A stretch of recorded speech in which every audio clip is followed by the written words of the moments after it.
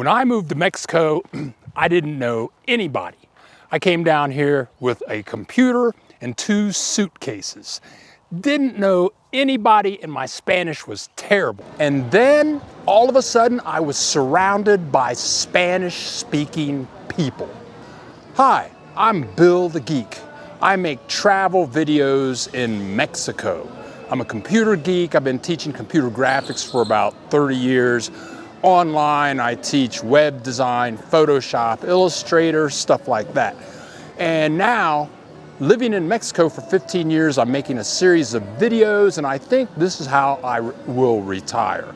I do this for fun. I love Mexico, and we're going to share lots of more videos about big cities and small towns in Mexico, places that you want to see, so you want to hit the subscribe button. This video is all about Spanish. And do you need to know Spanish to live in Mexico? We're going to answer the question, as an English speaker with no Spanish, do you need to understand Spanish to live in Mexico? I'm also going to share with you how I learned Spanish. I'm going to tell you, will you ever become fluent in Spanish? I'm going to give you tips about how you can learn Spanish. And I'm going to list many benefits of understanding Spanish in Mexico. And we're going to talk about, what if you don't know any Spanish? Can you live down here and speak no Spanish? And how does that go? But you can come down here and learn Spanish or not learn Spanish. They're 2 different worlds. Do you need to know Spanish to live in Mexico? The answer is no. I know hundreds of Americans and Canadians that speak literally no Spanish at all. On the other hand, I know hundreds of Americans that have learned Spanish, and there are big benefits to learning Spanish if you're going to live in Mexico. For example, one of my landlords, it was a gay couple, they're about 60. They didn't speak any Spanish, so they hung out with each other all the time. One watched TV and movies all the time, never left the house for 15 years. In the house, it was a beautiful house, great television, never left the house. The other one, this was in Puerto Vallarta, so they have a big gay community in Puerto Vallarta. So the other guy, he would go to the beach every day to this place called Blue Chairs and hang out with American and Canadian friends on the beach. And he'd be down there for 6 hours a day. He speaks no Spanish. So you can live like that. Or I'm in Chapala. Here in Chapala or Ajijic, big numbers of English-speaking people. You can hang out with English-speaking people all the time, never speak any Spanish. There are super duper benefits to learning Spanish. Learning Spanish opens up a whole new world that you're not going to get just speaking English with people from the United States and Canada.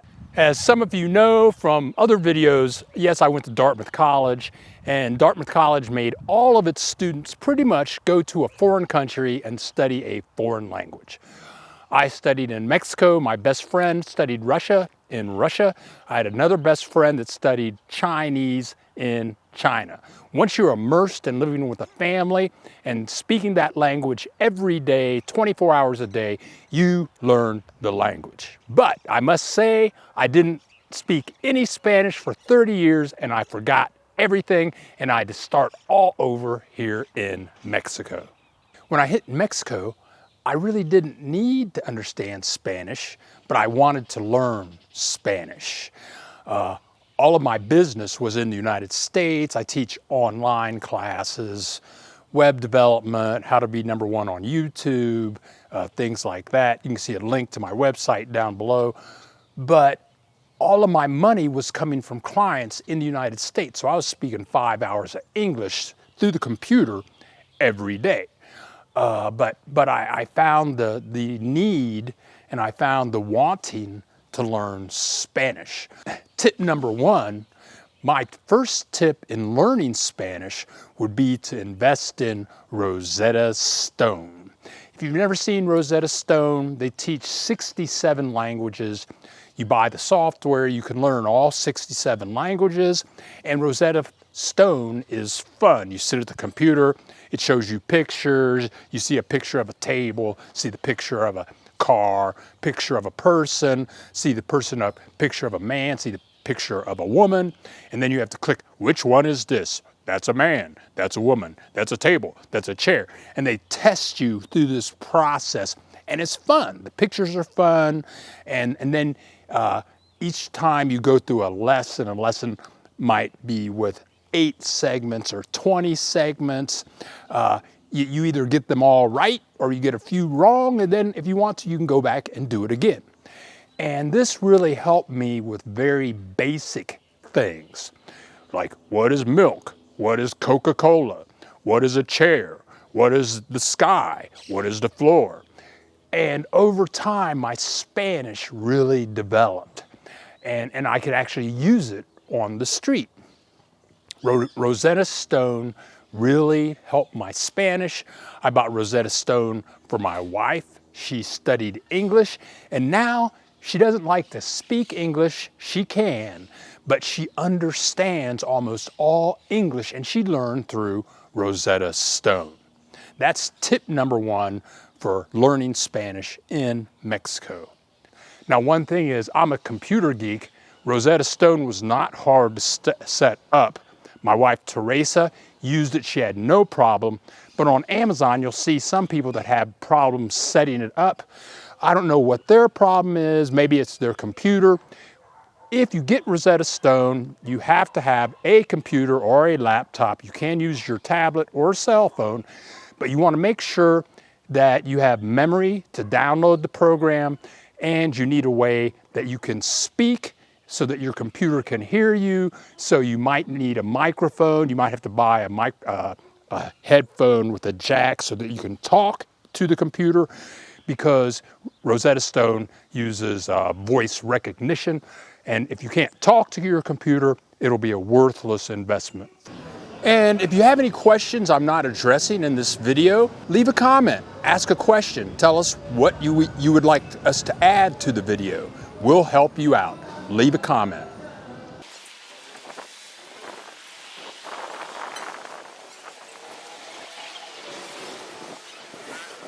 Tip number 2 for learning Spanish in Mexico is to create a cheat sheet, a study chart, words that you know that you're going to need.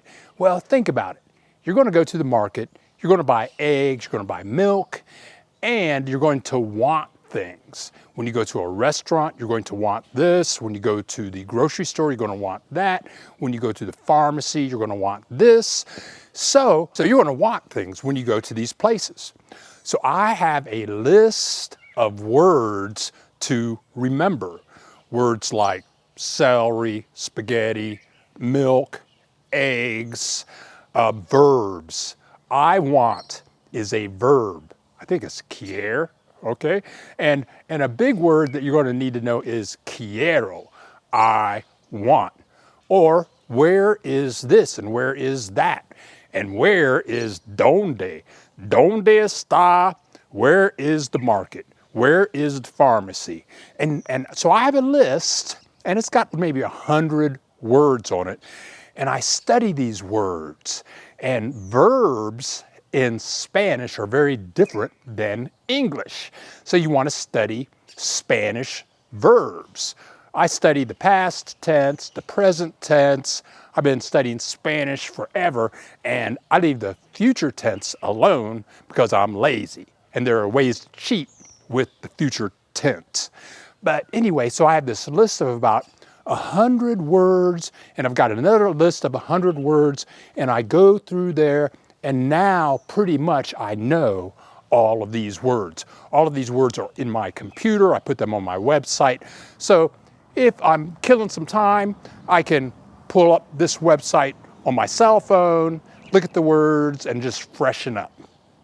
The thing is, you have to practice regularly. Now, a big tip for learning Spanish, and this is a huge tip, and it's about practice. I play the flute. I've been playing the flute for 15 years.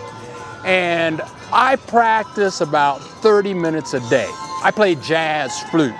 So I can turn on any album, I can go play with any band, but I have to put in my 30 minutes a day to be really efficient at it. And Spanish, as you move ahead, is the same way. Sure, download Rosetta Stone and work with that for 30 minutes a day.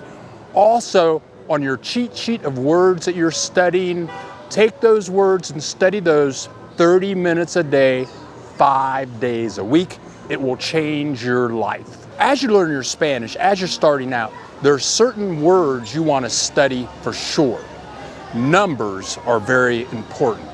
Numbers like 1, 2, 3, 4, 5, 6, 7, 8, 9, 10. 1, 2, 3, 4, 5, 6, 7, 8, 9, 10. Or 20, or 100, which is 100, or 1000, which is 1,000.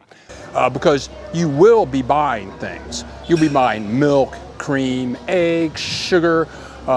You might go buy a tortilla, you might buy a taco, and people are going to tell you how much things cost. So you want to study your Spanish for those numbers. 10 pesos, 20 pesos, 30 pesos, 500 pesos, 1000 pesos.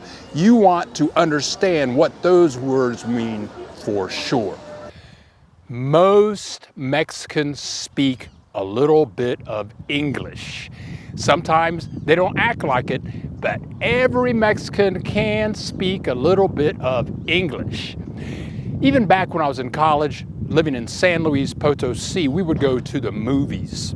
And we're American students, and so somebody said, let's go to the movies. I'm thinking, well, why would we go to the movies? We can't understand anything. But once we got to the movies, all of the movies were in English with Spanish subtitles. My wife, Teresa, she grew up watching all movies in English with Spanish subtitles. Now things have changed a little bit. So you go to the movie theater here and you have the option. You can see the movie in English or in Spanish many times. But because Mexicans have been growing up watching American movies for generations, they all have a little bit of English. Now, the thing is, I went to a taco stand in Puerto Vallarta for like 10 years, and they would always speak Spanish. I always ordered in Spanish. We talked about what was going on in the city in Spanish. But after about 2 years, we got to be really good friends, and then they started speaking fluent English. If you speak Spanish, Mexican people will open up to you, and they'll share with you fabulous things that you can do with them. Other words that will be very helpful to you will be words about families. If you can ask a Mexican about their family, they will love you forever. And you'd be very surprised. People that work at these little markets, at the supermarket, the little tienda, where you might buy your milk and eggs through the week, these people can be very helpful. They can help you find handyman. They can help you find a real affordable place to stay that is very cheap. And if you go in and say, do you have children? How many children do you have? How old are they? What do they do?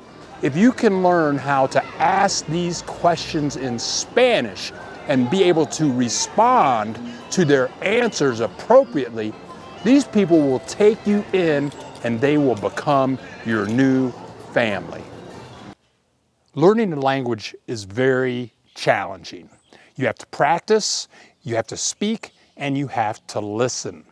And most of my Spanish education in college wasn't, or in high school or in middle school, we didn't talk to each other in Spanish. We would learn words, we would take tests, but we didn't talk a lot to each other in Spanish. This is necessary. You have to practice listening and speaking, and doing this all by yourself is not going to work. So when I got to Puerto Vallarta, I got a group of Americans together. There are 3 or 4 of us, and we would get together and speak Spanish to one another for 3 times a week for an hour. This helped immensely. And the thing is, in Mexico, there are 360 dialects of Spanish. Now, my wife is from Mexico. We speak Spanish all the time. She has 9 brothers and sisters, and some of them I can understand their Spanish almost perfectly. But she has 1 sister and 1 brother, and whenever they talk, I don't understand anything.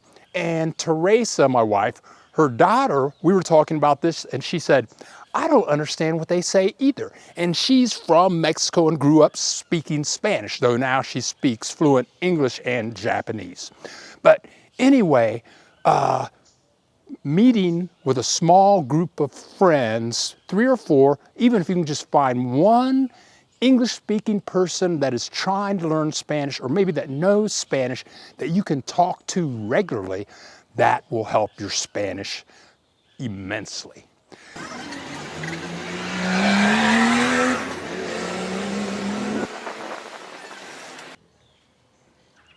Tip number 3, watch your favorite American TV shows in Spanish.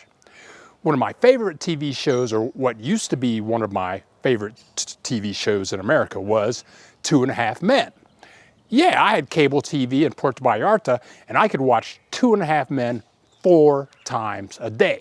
So I'd watch 2.5 Men in Spanish, and I would put the subtitles set to Spanish. So as Charlie and his brother and his brother's son talked about stuff in Spanish, I could read what they were saying in English. And as time went by, I would leave the subtitles off and just listen to what they were saying. And I would try to watch a half-an-hour episode in Spanish every day. You learn by hearing Spanish. You learn by speaking Spanish.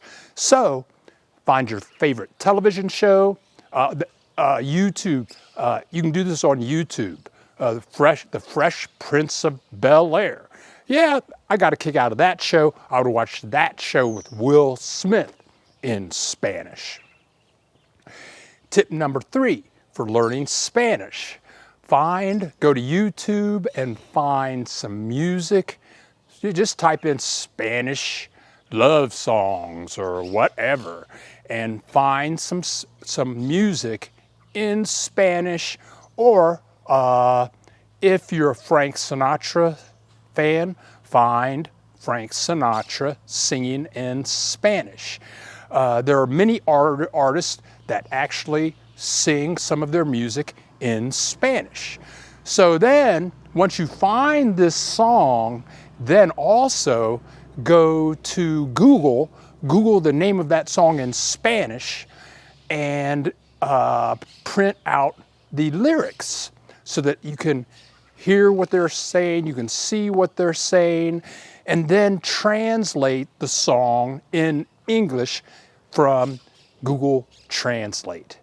That's a big tip. I listen to a lot of Mexican or Spanish lyrics and songs, and there is a difference between Mexican Spanish and Spanish from Spain, so I kind of focus on Mexican type music. But listening to these songs and knowing what the lyrics are and being able to sing along with the songs has helped me learn Spanish. Now, when I first moved down here, I didn't know anybody, as you know. And one time, after I'd been here for about 3 months, somebody said, Bill! And I just kept walking because I knew that nobody in Mexico knew me, okay? But this is actually somebody that I met. I said, oh, how you doing? It was the first time anybody acknowledged me as a person in Mexico. So the same thing is true as you learn more Spanish. It's magical. Like if you don't know any Spanish or just a bit, like right now I can walk down the street and you hear people speaking Spanish. But the magical thing about Spanish, once you start learning it, when you start walking down the street, all of a sudden you will hear words that you understand and you'll say, "What? That's Spanish. I understand that." It's magic and it'll change your life. Another benefit to knowing Spanish is you can make Mexican friends. And I talked about getting together with a group of English-speaking persons to study your Spanish, but better yet, if you can make Mexican friends and talk Spanish with them, then you're going to learn Spanish and you're going to make friends, because Mexicans can get you into the Mexican pricing world. Yes, when you come to Mexico, there are prices for gringos and prices for Mexicans. A place that you're going to want to rent, if they see that you're a gringo, you might pay 10,000 pesos a month, $500 a month. But if you're a Mexican, you can get the same rental for about 3,000 pesos a month, which is about $150 a month. So if you have Mexican friends, you can say, "Hey, I want to rent this apartment. Can you go over there and talk to the people and see what's going on?" They'll get Mexican pricing. When I go to the phone company or something, when I'm trying to do a deal that involves money and contracts, I let Teresa do all the talking. I might not even go. I don't want the Mexicans to know there is any American money around this deal. It's Teresa, she's a Mexican, she gets the Mexican prices, and we're good to go. That's a benefit of having Mexican friends, and you're not going to do that if you don't know any Mexican people. Another way to help you with your Spanish is apps for your phone. Now, they have these apps for the computer, but with apps for the phone, there are translation apps. An app that I use, and I guess it's not really an app, but it's on Google. I use Translate Google. Just go to Google and type in Translate Google. It'll come up right at the top. And in this application, you can translate any language. I use it for Spanish, English, so you can put Spanish in there, it's going to translate it into English, or you can put English in there, it'll translate it into Spanish. Also, you can speak into the computer and translate. Google will translate whatever it is. Now, I have an app on my phone, my wife has an app on her phone. There's a guy across the street who is a Mexican, and he is with the Telmex Internet Support Team. So if you have a problem with your internet, he comes out to your house, checks your wires and all that kind of stuff. I'm in Chapala, Mexico. So Chapala and Ajijic have one of the highest percentage populations of English-speaking people in Mexico. So many times, he goes to these people's houses, they don't speak any Spanish. So he goes, he pulls out this app, they talk into the app, and the app listens to what they're saying, and it translates their English into Spanish so that he can communicate with them. Then he can talk Spanish into the app, it translate into English, and then he can show them what he has said, and it shows up in English. This is a fantastic way to communicate with people. You can be at the grocery store, the furniture store, you can be at the restaurant, just talking to the app, and this is a great way to communicate with other people. My cousin that I grew up with in Columbus, Ohio, she lives in Guadalajara. She uses this app every time she leaves her house, and it helps her buy stuff and find things. So these apps, just do a Spanish-English translation app. There are many of them available for free for your cell phone on the internet. There are huge benefits to getting to know Mexican people and their families, because then you get to hear about the real Mexico. Now, I must say, when I came from Dartmouth, I just studied a lot of Spanish. So I learned a lot, but I still needed to learn a lot more. But I was out with the Mexican people, making Mexican friends every day, living with a Mexican family and other students who were in universities in Mexico that were in San Luis Potosi. People loved me. Strangers would walk up to me in the street and, well, I'm black, okay? So it never failed. They would say, "You play football? You play basketball?" I say, "No, I'm studying. I'm a college student." Oh, and they would say, "Come to our house. I want you to meet my family." So it's like the president of one of the banks had me come over to his house so I could meet his wife and his family, all his kids. That happened several times. One time we went to a festival. I forget where this pueblo was. It was right outside of the town we were staying in. And I couldn't believe it. Of course, everywhere in Mexico, they have plazas in the middle of the city, and they had a big plaza, and I'll never forget, they were playing Barry White. There weren't any Americans, there weren't any African Americans, but they were playing Barry White, "Can't Get Enough of Your Love, Baby." And okay, so that music quit, and then the band came on. I met the band. I'm a stranger. And the leader of the band came up and says, "Can you sing?"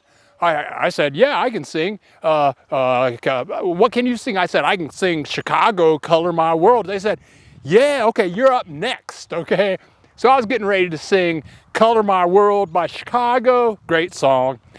And then I don't remember how this went down, but a big fight started in the audience. There were thousands of people there.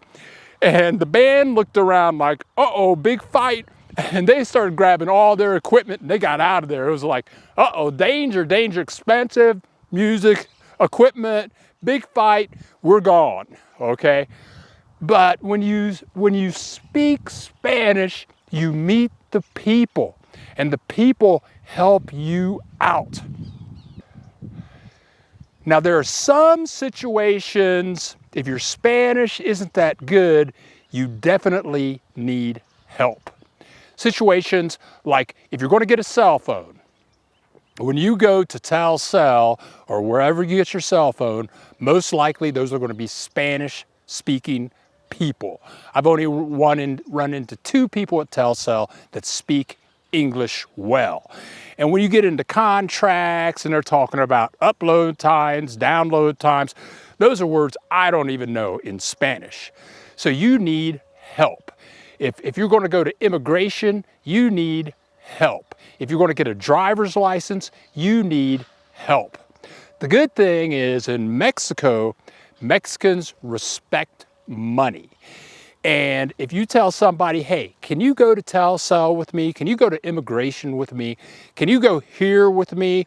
And I'll give you 100 pesos. That's like $10. And that's $5. Or I'll give you 1,000 pesos. That's $50. For immigration, you need help. Now, I've always had immigration attorneys, and my immigration attorneys, I've been to immigration like 5 times for like 4 2-year visas. Now I've got a permanent visa. I never have to go back. But my attorneys always went with me to immigration. And once you get a good immigration attorney, if you're going to go make a contract with the phone company or the cell phone company, or if you're going to write a contract for cable TV, or if you're thinking about buying or renting a house, then you can pay your attorney who speaks English and Spanish to go with you, to look at the contracts, and to share with you what's technically going on. Sometimes it's very good to pay for help. So to help me with my Spanish, I use Rosetta Stone regularly. The link is right below. It's a wonderful application. I have my vocabulary cheat sheet on a website of mine so that I can be on my computer, I can be on my cell phone and study words, old words that I've forgotten, new words that I want to learn. I do that regularly. I watch American television shows in Spanish, and I listen to lots of Mexican music with the lyrics so I can see what the words really mean. If you practice your Spanish, you'll meet people, you'll be in a brand new world, and you won't regret it. Thank you for watching. And please